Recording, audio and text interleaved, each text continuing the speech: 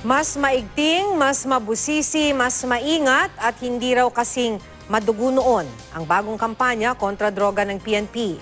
Ganito inilarawan ni PNP Chief Director General Ronald De La Rosa ang inilunsad nilang Oplan Double Barrel Alpha Reloaded. Matapos ipag-utos ni Pangulong Duterte na ibalik ng PNP ang kanilang operasyon kontra droga.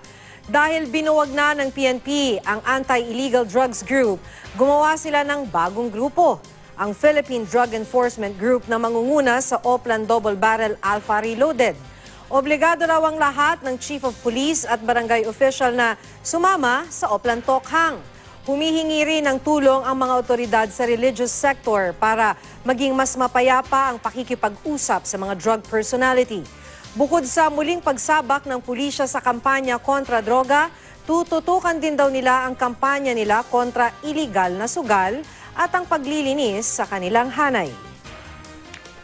Kaya we can afford to pay in this country. Ayusin na natin ito.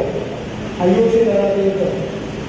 Hindi lang para sa atin, kundi para sa kinabukasan ng ating mga anak, ating mga apo. Kung sila ay mabubuhay na matiwasay, na wala niyong problema sa droga.